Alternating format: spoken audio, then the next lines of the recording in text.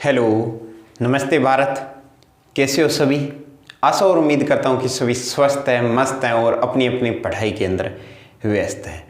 स्वागत है आपका अपने official YouTube channel scholars zone पे मैथ्स बाय अनिल सर के द्वारा।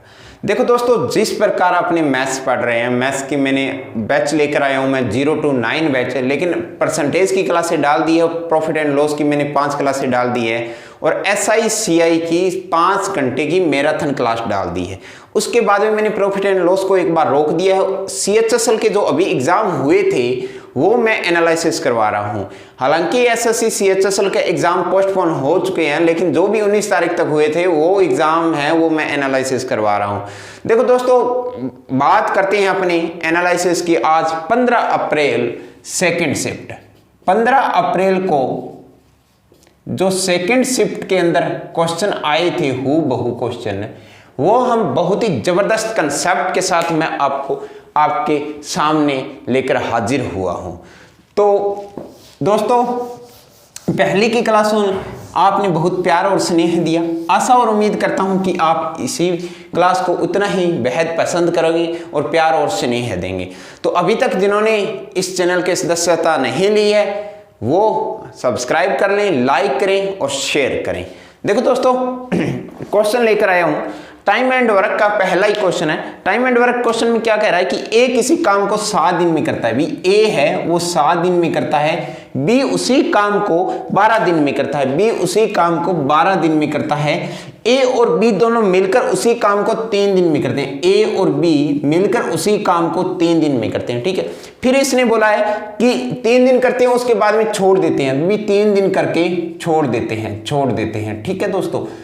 उसके बाद में इसने बोला कि शेष कार्य सी 9 दिन में करता है। शेष कार्य जो इसका काम पीछे बच गया वो सी है, वो 9 दिन में करता है, ठीक है। सी 9 दिन में करता है। तो बताओ अकेला सी उस काम को कितने दिन में करेगा? अकेला सी उस काम को कितने दिन में करेगा, क्वेश्चन ये का है। तो सबसे पहले ए 7 दिन में करता है, बी 12 दिन में करता है, ए और बी दोनों मिलकर 3 दिन काम करते हैं, काम छोड़ दिया और शेष कार्य वो सी 9 दिन में करता है। तो कंप्लीट काम सी अकेला उस काम को कितने दिन में करेगा, ये क्वेश्चन है। तो सबसे पहले देखो दोस्तों, इसका हम ले लेते हैं एलसीएम। क्या ले लेते हैं भाई? एलसीएम। एलसीएम जो आएगा उसी को आप टोटल वर्क मानते हो। उसी को क्या मानते हो? टोटल वर्क मानते हो, कुल काम मानते हो। तो 12 7 84, मेरे पास एलसीएम कितना आ गया? 84 आ गया। यानी मेरे को 84 पौधे लगाने हैं। क्या करने हैं भाई? 84 पौधे लगाने हैं, ठीक है। और पौधों के आजकल महत्व जानते हो आप क्या होता है, ठीक है। 84 पौधे लगाने, मैं अकेला 7 दिन में लगाता हूं भाई, दिन है ये, ठीक है। यहां पर जो आएगा वो इफिशियंसी आएगी, मेरी क्षमता आएगी। मैं 7 दिन में 84 पौधे लगाता हूं, तो एक दिन में मैंने कितने पौधे लगाए भाई? 12 पौधे लगाए। कितने लगाए भाई? 12 पौधे लगाए। यहां पर 12 दिनों में लग रहे हैं, 84 पौधे लग रहे हैं, तो एक दिन में इफिशियंसी कितनी आ गई भाई? 7 आ गई। कितनी आ गई? 7 आ गई। तो अगर मैं ए प्लस के बी द्वारा एक दिन की बात करता हूं, भी कितने लगाएंगे? तो क्या 12 प्लस में 7 यानी 19 पौधे लगाएंगे या नहीं लगाएंगे? हाँ या ना दोस्तों, समझ में आ रहा है? यानी दोनों मिलकर एक दिन में कितने पौधे लगा देंगे? 19 पौधे लगा देंगे। उन्होंने दोनों मिलकर काम कितने दिन किया? 3 दिन तो किया ही किया ना। अरे हाँ या ना? तो 3 दिन काम किया, तो एक दिन में 19 पौधे लगाते हैं, तो 3 दिन में क्या 57 पौधे लगा देंगे क्या? अरे हाँ या ना? बोलो हाँ या ना? ठीक है, 57 पौधे लगा दिए। पौधे लगाने कितने हैं? 84। कितने पौधे बच गए? कितने पौधे बच गए? यानी 84 पौधे लगाने थे, 57 लगा दिए, तो 3 तो ये बच गए और 24 ये, यानी 27 पौधे शेष। शेष कितने बच गए भाई?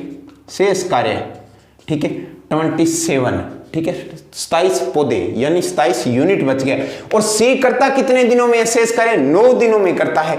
तो सी 9 दिनों में है, तो सी द्वारा एफिशिएंसी कितनी आ गई? 27 पौधे लगाने थे, 9 दिन ले रहा है, तो एक दिन में वो 3 पौधे लगाता है। कितने पौधे लगाता है? 3 पौधे। तो सी की एफिशिएंसी कितनी आ गई? 3 आ गई। हालांकि इसने पूछा है कि सी अकेला उस काम को कितने दिन में करेगा, तो सी अकेला 84 पौधे कितने दिन में लगाएगा? सी अकेला 84 पौधे कितने दिन में लगाएगा भाई? 3 दिन में। तो मेरे पास कितना आ गया? 3 दूनी 6, मेरे पास 28 आ गया। यानी कितने दिन आ गया भाई? 28 दिन आ गया। तो सी अकेला उस काम को कितने दिन में करेगा? 28 दिन में करेगा। सी अकेला उस काम को कितने दिन में करेगा? 28 दिन में। क्या समझ में आया? अगर वो तीनों का पूछ लेता कि ए बी सी तीनों मिलकर उस काम को कंप्लीट कितने दिन में करते, तो भाई तीनों मिलकर उस काम को कितने दिन में करते ये क्वेश्चन पूछ लेता, तो ए प्लस में बी यानी ए की एफिशिएंसी कितनी है? 12, सी की कितनी है? 7 और इस बी की 7 और सी की कितनी आई है? 3 आई है। तो 12 7 और 3 10 यानी 22 आ गई। इनकी 22 84 अपॉन में 22 आ जाएगा। समझ में आया बात? क्या इसकी जो भी आंसर आए वो आ जाएगा। समझ में आया? हाँ या ना? ठीक है, इस प्रकार का ये क्वेश्चन टाइम एंड वर्क का आया था। ठीक है, अब नेक्स्ट क्वेश्चन की ओर बढ़ते हैं। नेक्स्ट क्वेश्चन इसने क्या बोला है भाई? नेक्स्ट क्वेश्चन इसने बोला है प्रॉफिट एंड लॉस का है कि 40% और 20% की क्रमागत छूट दी गई। 40% की और 20% की छूट दी गई। दो सक्सेसिव छूट है भाई, सक्सेसिव डिस्काउंट है। ठीक है, फिर इसने बोला यदि डिस्काउंट है वो 988 रुपए है। भाई रुपया दे रखा है डिस्काउंट का 988 रुपए। ठीक है, तो एमपी बताओ, एमपी बताओ मेरे प्यारे लाडलो। इसने बोला कि कोई 40% और 20% की सक्सेसिव डिस्काउंट है, तो आप ऐसे मत सोचना कि 40 छूट दिए 20 छूट दिए यानी 60% छूट दे दी और 60% की आपको दे दी छूट। ऐसे नहीं होगा। देखो सक्सेसिव क्या होता है मैंने प्रॉफिट एंड लॉस के अंदर आपको थ्योरी के अंदर बताया है। ठीक है, और परसेंटेज के अंदर भी अच्छा तरीके से बताया। देखो 40% का छूट का मतलब क्या होता है, यानी 40/100। अगर मैं फ्रैक्शन के अंदर लिखना चाहूं तो 0 से 0 यानी 2/5। अगर आपको डायरेक्ट याद है तो डायरेक्ट लिखिए, वरना इस प्रकार सोल्व करिए, मैं आपको बेसिक से बता रहा हूं। फिर इसने बोला है 20%। 20% को क्या लिखोगे, यानी 20/100 यानी 1/5। समझ में आया? कहने का भाव का अर्थ क्या है कि ये भिन्न है, भिन्न में ये अंश होता है, ये हर होता है। जो हर होता है वो मूल होता है यानी ओरिजिनल वैल्यू होती है, और जो अंश होता है वो बढ़ा हुआ या घटा हुआ मान होता है। क्या होता है? बढ़ा हुआ या घटा हुआ मान होता है। यहां पर 5 है तो 5 रुपए से मैंने 2 रुपए छूट कर दी, तो मैं कितने में सेल करूंगा भाई? 3 में। यहां पर मेरे पास 5 रुपए है, मैं 1 रुपए छूट कर दी तो मैं सेल कितने में करूंगा? 4 रुपए में। तो 5 5 कितने हो गए? 25। 4 3 कितने हो गए? 12। यानी कोई चीज 25 रुपए की थी, मैं 12 रुपए में छूट कर रहा हूं, तो मैंने डिस्काउंट कितने रुपए की दे दिया भैया? 13 रुपए का दे दिया। दिया किस पर है? 25 पर। इनटू क्या कर दोगे? 100 कर दोगे। 25 चौके 100 यानी 13 चौके 52 यानी 52% आप क्या दोगे? डिस्काउंट दोगे। 52% क्या दोगे आप? डिस्काउंट दोगे। जो सक्सेसिव डिस्काउंट है वो आपके पास 52% है, 52% है। यहां पर जो डिस्काउंट है वो 988 रुपए है। कितने हैं? 988 रुपए। यानी 52% का मान आपके पास 988 दे रखा है। समझे मेरी बात को?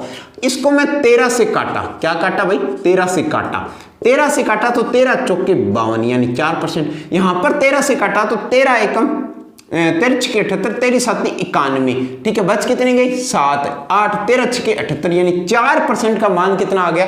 76 आ गया। 4% का मान कितना आ गया? 76 आ गया। आपको एमपी निकालना। एमपी हमेशा 100% होता है, यानी तात्पर्य ये है कि 100% का मान निकालना है। तो कितना हुआ? यानी 25 से मल्टीप्लाई हो रहा है। अरे लाड लो हाँ या ना? 25 से मल्टीप्लाई, तो इधर भी 25 से आप क्या कर दो? मल्टीप्लाई कर दो, यानी 76 × 25। ठीक है, 76 को मैंने 25 से मल्टीप्लाई किया तो देखो 25 छिक्के 150, 25 आता 175, तो ये हो गए। और 25 छिक्का 150 यानी 150 अलग हो गए। 175 150 कितने हो गए भाई? अरे 190 हो गए। तो 0 एक और लगा दो यानी 1900 रुपए। तो मेरे पास एमआरपी कितना है भाई? 1900 रुपए। अगर मैं एमआरपी 1900 रुपए है, उसके बाद में मैं 988 रुपए की डिस्काउंट देता हूं, तो एसपी निकालना है तो भी आप निकाल लोगे, यानी 1900 माइनस 788 ना, हाँ सॉरी 988 रुपए जो भी आए वो एसपी आ जाएगा। ठीक है, समझ में आया? लेकिन आपको सिर्फ एमपी पूछा, आगे कुछ भी नहीं पूछा इसका। ठीक है, रफ कर रहा हूं। आशा और उम्मीद करता हूं कि आपको अच्छे से समझ में आ रहा है। ठीक है, चलिए, माहौल डर का है भाई। ठीक है, ऐसा पहली बार हुआ है कि इतना संक्रमित देश आज अपना जूझ रहा है। ठीक है, कभी आतंकवाद से जूझा था, कभी बेरोजगारी से, अब कोरोना से, यानी देश के अंदर बहुत ही ज्यादा संकट पर संकट आ रहा है। ठीक है, नेक्स्ट क्वेश्चन। क्वेश्चन क्या कह रहा है, ट्रिग्नोमेट्री का क्वेश्चन है कि tan theta equal to 15 degree. बहुत ही प्यारा क्वेश्चन है, आप जैसा ही, जितने आप प्यारे हो उतना ही अच्छा क्वेश्चन प्यारा है। tan theta equal to 15 degree, sec theta का मान बताइए। ठीक है, और क्या पूछा भाई, और कुछ नहीं पूछा। देखो tan थीटा होता है, वो क्या होता है, वो होता है आपका परपेंडिकुलर अपॉन में बेस। ठीक है, क्योंकि पंडित बद्री प्रसाद हर बोल इससे आप निकाल सकते हो। ठीक है, साइन कोस tan। ठीक है, परपेंडिकुलर अपॉन में बेस, तो मेरे पास यहां पर tan थीटा है, वो मेरे पास क्या आ गया 15 डिग्री, यानी कहने का तात्पर्य कि परपेंडिकुलर अपॉन में बेस, तो 15 अपॉन में 1 मान लो, तो परपेंडिकुलर मेरे पास क्या आ गया 15 डिग्री नहीं है भाई। ठीक है, 15 सेंटीमीटर है, जो भी है 15 है। ठीक है, बेस मेरे पास कितना आ गया भाई, 1 आ गया। कोई एक ऐसी ट्राइंगल है जिसका परपेंडिकुलर मेरे पास 15 सेंटीमीटर है, बेस मेरे पास 1 है, तो मैं क्या हाइपोटेनियस निकाल सकता हूं क्या? अरे हाँ या ना। हाइपोटेनियस क्या होता है भाई, अंडर रूट है b का स्क्वायर प्लस में b का स्क्वायर, यानी 15 का स्क्वायर प्लस में 1 का स्क्वायर। तो मेरे पास क्या हुआ, 15 का स्क्वायर किया 225, प्लस में 1 का स्क्वायर किया 1 अंडर रूट, 225 और 1 226। क्या होता है, ये किसी का होता है, नहीं होता। ठीक है, अब मेरे पास सेक थीटा क्या होता है, सेक थीटा होता है मेरे पास हाइपोटेनियस अपॉन में बेस। क्या होता है मेरे पास हाइपोटेनियस अपॉन में बेस, क्योंकि सेक होता है वो कोस का उल्टा होता है, तो साइन कोस, ये कोस है। ठीक है, b अपॉन में h, तो कोस का उल्टा होता है, तो मेरे पास क्या हो जाएगा h अपॉन में b, तो h अपॉन में b। हाइपोटेनियस मेरे पास अभी मैंने निकाला है, तो मेरे पास कितना आ गया अंडर रूट 226। बेस मेरे पास कितना है, यहां पर 1 है, तो ये मेरे पास सेक थीटा आ जाएगा। ठीक है, और यही चीज आपसे पूछिए तो इसको मैं डायरेक्ट सॉल्व करूंगा, तो अंडर रूट 226 आ जाएगा भाई। कितना आ जाएगा, अंडर रूट 226 आ जाएगा मेरे पास आंसर। ठीक है, ये ट्रिग्नोमेट्री का क्वेश्चन है। इस पर एक क्वेश्चन पंडित बद्री प्रसाद हर बोल पर एक क्वेश्चन पक्का आता है। ठीक है, आपका CHSL के अंदर। देखो दोस्तों, ये क्वेश्चन है आपको आगे नेक्स्ट एग्जाम के अंदर भी काफी हेल्प करेंगे। जिस प्रकार आपके NTPC का मेंस का एग्जाम होने वाला है, तो CHSL के क्वेश्चन लगभग मैं आइडिया मान के चलता हूं कि अगर मैथ के अंदर 40 क्वेश्चन आएंगे ना, तो नियर अबाउट 60% है ना, वो प्रीवियस क्वेश्चन ही होंगे, जो SSC ही CHSL के या CGL के या CDS के क्वेश्चन रिपीट होंगे, क्योंकि एडवांस मैथ का काफी वेटेज रहने वाला है। तो अभी से तैयारी लग जाओ, अभी से बनना शुरू करोगे ना, जो आगामी में बनना चाहते हो तब कामयाब होगे। ठीक है, नेक्स्ट क्वेश्चन इसने क्या बोला है भाई, x प्लस में y equal to 5, x plus में y इक्वल टू 5। ठीक है, एक्स स्क्वायर प्लस में वाई स्क्वायर इक्वल टू 17। आपसे पूछा कि x माइनस वाई की होल स्क्वायर क्या होगा। मेरे प्यारे मित्रों, x plus y equal to 5, x square plus में y square equal to 17, then find out x minus y की होल स्क्वायर इक्वल टू, ये फाइंड आउट करना है भाई। ठीक है, ये फाइंड आउट करना है। तो देखो दोस्तों, एक आपको बात बताता हूं, चाहे वो ट्रिग्नोमेट्री हो चाहे वो अलजेब्रा हो, ट्रिग्नोमेट्री के अंदर हम थीटा का मान पुट करके हिट एंड ट्रायल से करते हैं। अलजेब्रा में हम पहले तो ये सोचते हैं कि डायरेक्ट कोई वैल्यू पुट हो रही है या नहीं हो रही, ये चीज देखते हैं। मेरे माइंड के अंदर मैंने आया कि यहां पर 17 है, तो मेरे नियर अबाउट जा रहा है कि 16 के स्क्वायर रूट के जा रहा है। तो अगर मैं x का मान 4 मानता हूं, x का मान मैंने 4 माना, y का मान मैंने 1 माना, तो क्या पुट कर रहा है, क्या वैल्यू सेटिस्फाई कर रहा है। 4 प्लस में 1 5 पुट कर रहा है, सेटिस्फाई कर रहा है। 4 का स्क्वायर किया 16, 1 का स्क्वायर किया 1, तो 16 और 1 क्या हुआ 17, तो वैल्यू पुट करा है, सेटिस्फाई करा है। तो आप डायरेक्ट वैल्यू पुट कीजिए, हिट एंड ट्रायल लगाइए कि x का मान 4, y का मान 1, तो डायरेक्ट क्या होगा 4 माइनस 1 का होल स्क्वायर इक्वल टू, ये आपसे पूछा है, तो 4 में से 1 गया 3, 3 का स्क्वायर क्या हुआ भाई 9। ये हिट एंड ट्रायल से है, आपको मात्र और मात्र चंद सेकंडों में 4 या 5 सेकंडों के अंदर आप क्वेश्चन करके 2 अंक अर्जित कर सकते हो भाई। ठीक है, इतनी कोई ज्यादा समझाने वाली इस क्वेश्चन में बात नहीं थी, सिर्फ माइंड का खेल है, हिट एंड ट्रायल लगाइए। ठीक है, नेक्स्ट क्वेश्चन क्या कह रहा है कि यदि 3p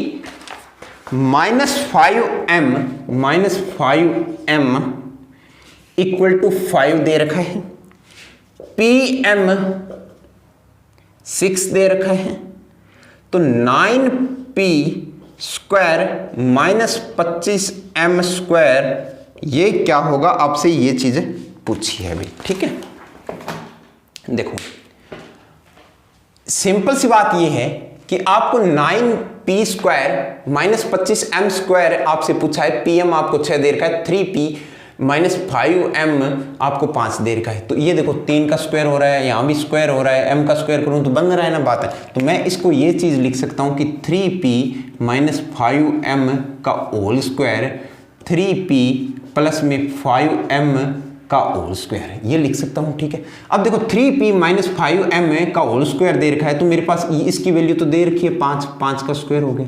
ठीक है, 3p यानी a प्लस में b। अब देखो मेरे पास a प्लस में b है, इसको क्या निकालना है, तो इसको निकालूंगा तो मैं तो plus minus under root a minus b का होल स्क्वायर प्लस में 4ab, समझे मेरी बात को। ठीक है, प्लस में 4ab। अब देखो अगर मैं बात करूं इसका, ये 5 दे रखा है, तो 5 का स्क्वायर कितना हो गया 25, plus minus a minus B का होल स्क्वायर यानी a माइनस बी का होल स्क्वायर यानी 5 का स्क्वायर दे रखा है, तो भाई 5 का स्क्वायर कर दिया, प्लस में 4। a का मान मेरे पास क्या है 3p, ठीक है, b का मान मेरे पास क्या है 5m, तो 5m कर दिया। तो मेरे पास कितना आया भाई 5 का स्क्वायर यानी 25 प्लस माइनस अंडरूट 5 का स्क्वायर किया 25 प्लस में 4 दिए 12, ठीक है, 4 दिए 12, 12 पंजे 60, 60 इंटू इसको मैं क्या लिखूंगा 60 pm लिखूंगा ना, और pm का मान आपको कितना दे रखा है भाई 6 दे रखा है, तो मेरे पास कितना आ गया इंटू कर दिया मैंने 6 कर दिया। ठीक है, 25 प्लस माइनस अंडरूट 36, 36 और 25 कितने हुए 385 हुए, 385 हुए ना। ठीक है, 385 हुए। अब देखो हाँ 385 हो गए, लेकिन एक बात और देखो भाई, इस यहाँ पर होल स्क्वायर नहीं लगेगा, होल स्क्वायर नहीं लगेगा। ठीक है, डायरेक्ट ये लगेगा a माइनस, क्योंकि इसका यही मैं ओपन करूंगा तो ये फार्मूला बनेगा ना a प्लस बी और a माइनस बी लगेगा। ठीक है, तो यहाँ पर 5 आएगा, यहाँ भी 5, यहाँ पर तो 5 सही लिखा मैंने, 5 और 5। ठीक है, अब 385 हो गया प्लस माइनस, तो इसका हुआ प्लस माइनस 5/385, इसका राइट आंसर आ जाएगा। ठीक है, ये राइट आंसर आ जाएगा, प्लस माइनस 5/385। ठीक है, समझ में आया होगा। ठीक है,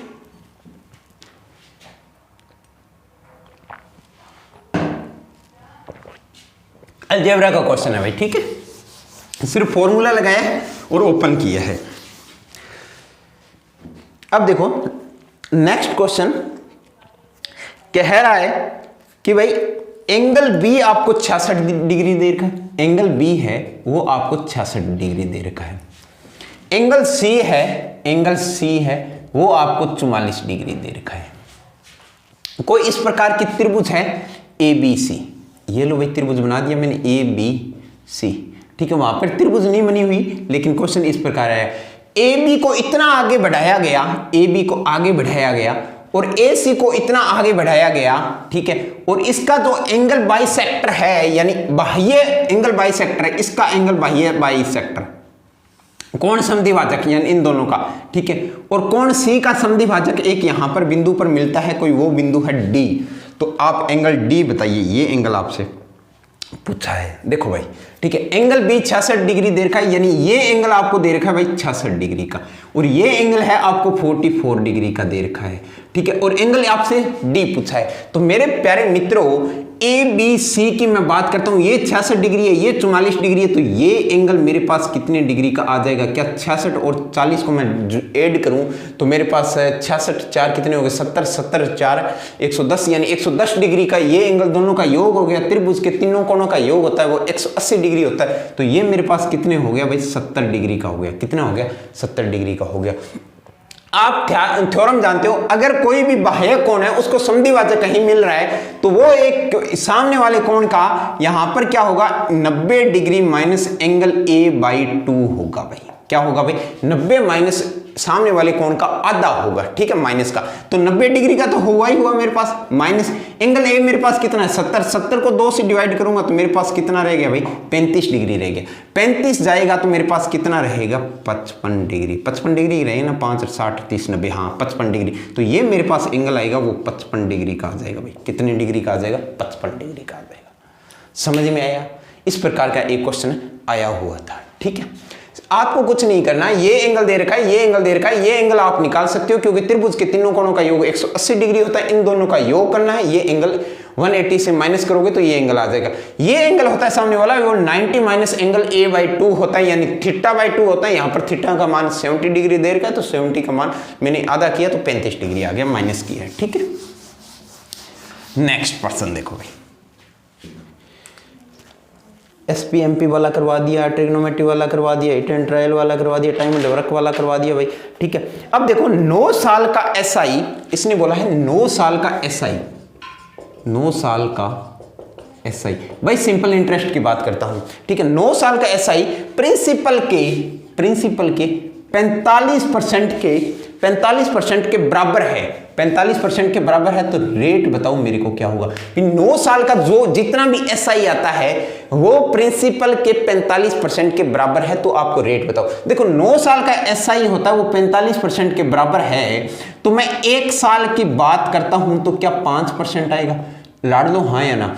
1 साल का जो SI है वो 5% आएगा। जितना SI होता है, जितना ब्याज होता है मेरे पास SI के अंदर, उतनी ही रेट होती है। तो मेरे पास रेट कितनी आ गई भाई 5% आ गई। कितनी आ गई रेट मेरे पास 5%। 1 साल की रेट कितनी आ गई 5%। बहुत ही हलवा क्वेश्चन था, ये क्वेश्चन हो गया। ठीक है, नेक्स्ट क्वेश्चन क्या बोला है? समद्विबाहु त्रिभुज में तीसरी भुजा अन्य इक्वल भुजाओं से 30 सेंटीमीटर कम है।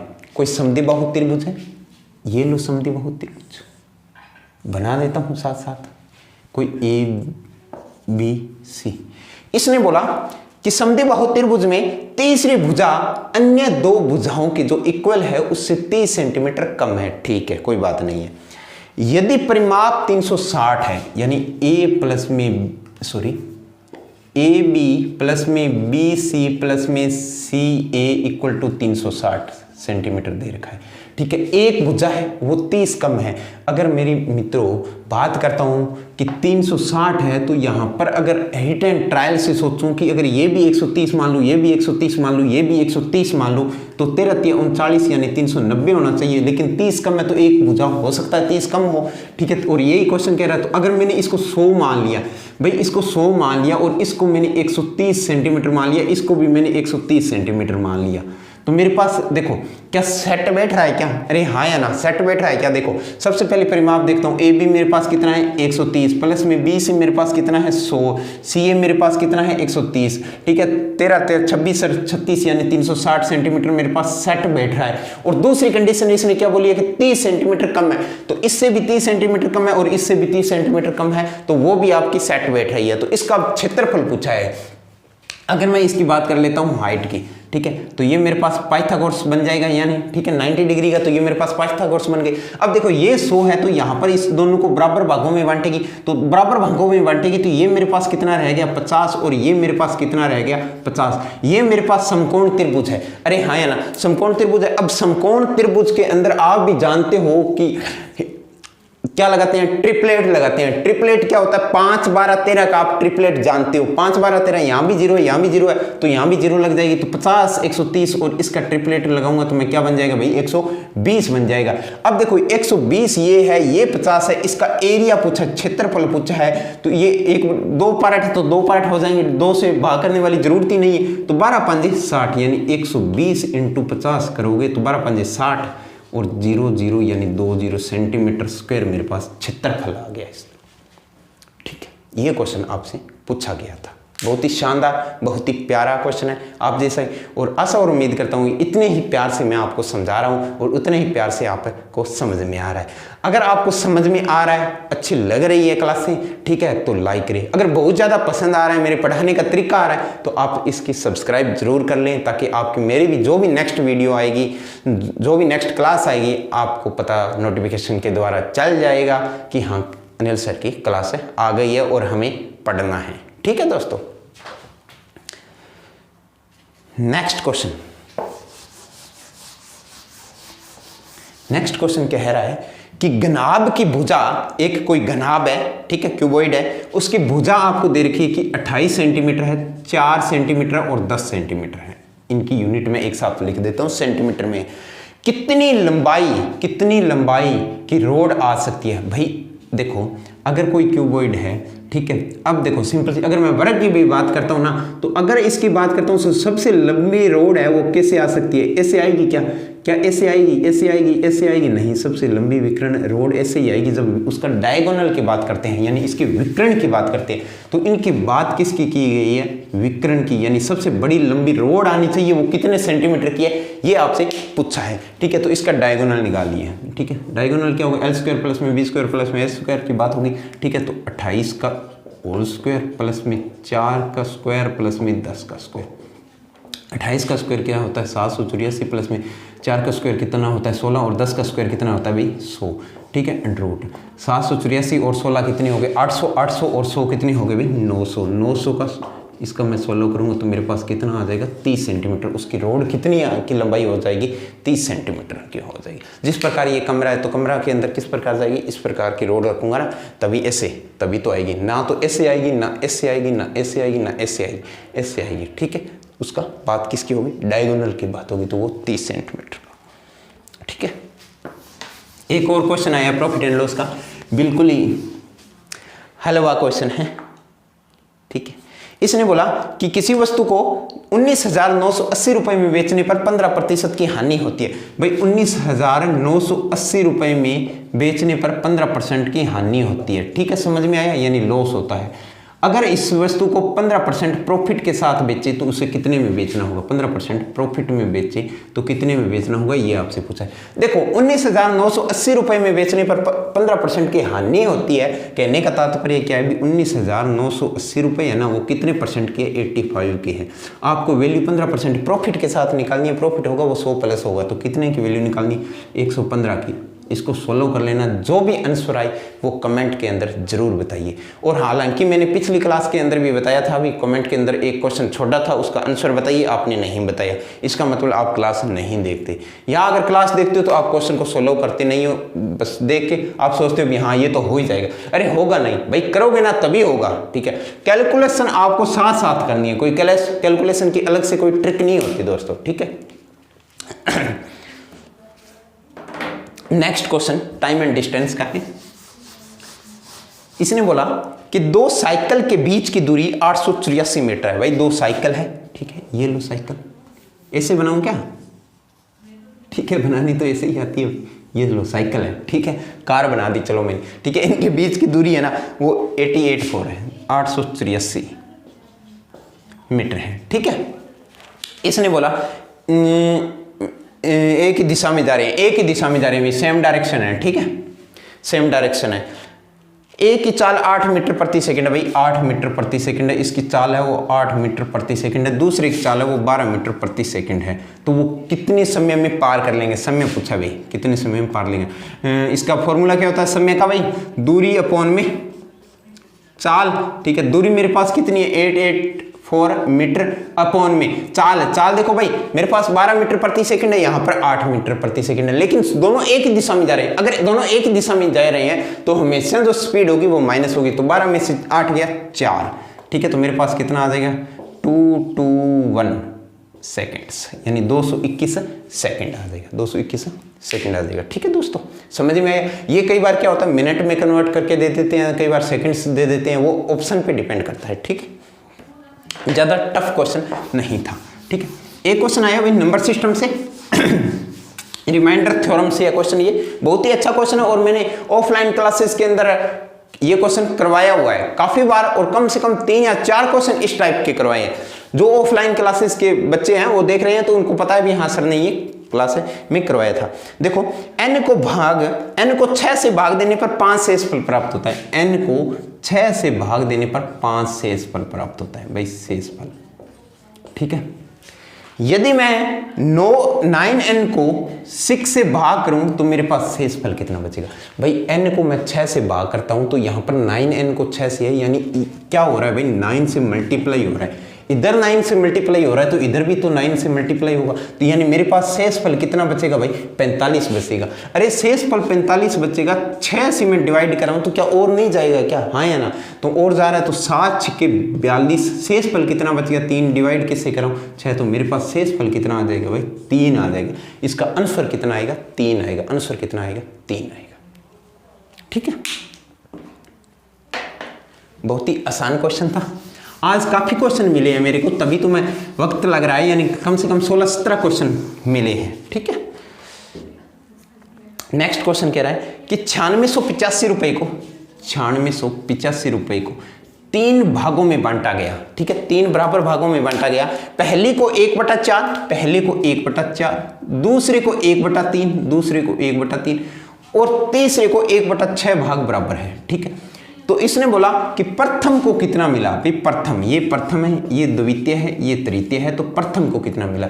तो अगर मैं इसका अनुपात की बात करता हूं तो मेरे पास अनुपात क्या आ जाएगा, 4:3:6 आ जाएगा, यानी 4 3 7 7 और 6 13, अनुपाती योग कितना आ गया भाई 13। इसने पूछा है कि पहले का पूछा है, तो मेरे पास क्या हो गया भाई 9685 × 4/13, तो 13 7 91, बच कितना गया 5 58, 13 चौके 52, बच कितना गया 6 65, यानी 13 5 65, तो 745 गुणा में 4 रुपए को प्रथम राशि आई। कितनी आ गई भाई 745 गुणा में 4, यानी 7 चौके 28, यानी 28 रुपये, तो ये हो गए 4 चौके 16, 160 रुपये ये हो गए, 5 चौके 20 20 ये हो गए, 0 6 2 8 8 1 9, यानी 2980 रुपये आए। ठीक है, कैलकुलेशन चेक कर लेना, मेरे को तो अंदाजा है इतना ही आएगा 2980 रुपये। ठीक है,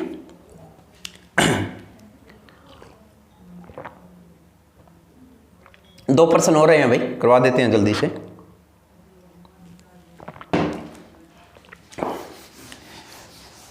दोस्तों, अभी तक अपनी फैमिली स्कॉलर्स जोन पर 1000 सदस्य नहीं हुए हैं, तो मैं अकेला कुछ नहीं कर सकता, मैं अकेला 1000 सदस्य नहीं कर सकता, लेकिन अपने सभी मिलकर अगर 2-2 सदस्य ऐड करेंगे तो अपनी टीम बहुत बड़ी फल फूल जाएगी। ठीक है, तो आप सभी से विनती है कि कम से कम एक विद्यार्थी, एक मित्र मेरा, वो 2 सब्सक्राइब या 3 सब्सक्राइब अवश्य करवाएं, तो कम से कम अपने अभी तक 600 सब्सक्राइब हैं, तो वो ऑटोमेटिक क्या हो जाएंगे, बढ़ जाएंगे, है ना। ठीक है, तो नेक्स्ट क्वेश्चन क्या कह रहा है, नेक्स्ट क्वेश्चन ये है ट्रिग्नोमेट्री का कि sine square x minus 4 sine x plus में 3 इक्वल टू 0। ठीक है, और इसने पूछा है कि भाई x का मान बताओ, ठीक है, भी x का मान बताओ, ये 0 सेटिस्फाई करना चाहिए। तो मैंने आपको अभी भी अलजेब्रा का क्वेश्चन करवाया था, तब आपको बताया था कि हिट एंड ट्रायल, इसमें भी आप हिट एंड ट्रायल लगाइए और ऐसे माइंड में सोचिए कि x का मान कितना पुट करूं कि 0 बन जाए। देखो भाई, अगर x का मान मेरे माइंड में आता है कि x का मान मैं 90 डिग्री पुट कर देता हूं, 90 डिग्री पुट कर देता हूं, तो मेरे पास साइन x होता है 90 डिग्री, वो मेरे पास 1 होता है। क्या होता है भाई 1 होता है, तो यहां पर 1 का स्क्वायर करूंगा तो 1 आएगा, यहां पर 1 हो गया, तो मेरे पास 4 ही बचा, प्लस में 3, तो मेरे पास क्या हुआ 3 और 1 4, 4 में से 4 गया 0, तो ये सेटिस्फाई कर गया। तो डायरेक्ट आंसर आपका आ गया भी x equal to 90 degree, x equal to 90 degree. ठीक है, आपको ये सोचने की जरूरत ही नहीं है, क्योंकि आपको ऑप्शन दे रखा होगा 30 डिग्री, 60 डिग्री, 90 डिग्री और चौथा एंगल आपको दे दिया, मान लो कि 1/2, तो आप 1/2 भी नहीं, आपको एंगल मान पुट करना है, तो आप डायरेक्ट 90 डिग्री, 60 डिग्री, 30 में सोचिए आप। ठीक है, ऐसे करिए आप। ठीक है, बहुत ही आसान क्वेश्चन था। ठीक है, इसका आंसर आ जाएगा 90 डिग्री। नेक्स्ट क्वेश्चन, एक व्यक्ति का औसत खर्च, पहले 3 महीनों का औसत खर्च, भाई 3 मंथ है, उसका औसत खर्च दे रखा है 2400 रुपए, ये खर्चा है 2400 रुपए। फिर नेक्स्ट अगले 4 मंथ का 4800 रुपए, 4800 नहीं, 3500 रुपए है भाई। ठीक है, 3500 रुपए, अगले 4 मंथ का 3500 रुपए। ठीक है, नेक्स्ट, अरे क्या लिख दिया मैंने, 4 मंथ का नहीं, 5 मंथ का है, 5 मंथ का 3500 रुपए, 4 मंथ का भाई दे रखा है इसने 4 मंथ का 48 रुपए। हाँ, लिखा तो सही था, कोई दिक्कत नहीं है। 3 मंथ का 2400 रुपए है, 5 मंथ का 3500 रुपए है, 4 मंथ का 48 रुपए। ये खर्च करने के बाद में भी वो ना बचत है वो 3500 रुपए है। बचत है उसकी कितनी है भाई? 3500 रुपए है। बचत उसकी कितनी है भाई? 3500 रुपए है। ठीक है, तो इसने बोला है कि टोटल इनकम बताओ, टोटल इनकम बताओ। तो मेरे प्यारे मित्रों देखो, अगर 3 महीने का 2400 है तो टोटल औसत खर्चा है 2400 रुपए, तो 3 महीने का टोटल खर्च कितना हो गया? 7200 रुपए। ठीक है, 3500 रुपए 1 महीने का है, तो 5 महीने को अगर मैं 35 को मल्टीप्लाई करूं 5 से, तो 5 5 25, 2 5 ये 15 और 2 17 यानी 175, यानी 17,500 रुपए। कितना आ गया? 17,500 रुपए। 4800 रुपए है 4 महीने का, तो 1 महीने का 4800, तो 4 का कितना हो गया? 48 इंटू 4 करोगे तो 8 चौके 32, 2 3 4 चौके 16 3 19, यानी 19,200 रुपए। 19,200 रुपए। और ये तो 3 हो गया, और बचत भी करता है 35 रुपए, तो ये 35 रुपए बचत करता है। तो टोटल इनकम आएगी, ये आप कमेंट के अंदर जरूर बताइए। आज की क्लास का ये लास्ट पर्सन था। ठीक है, तो आज की मैं कंप्लीट एनालिसिस करवाया हूँ। 15 अप्रैल की ये सेकंड शिफ्ट थी, तो मैं अपनी वाणी को यहीं विश्राम देता हूँ। जय हिंद, जय भारत। घर पे रहें, सुरक्षित रहें और सब्सक्राइब करना ना भूलें। Bye bye, take care.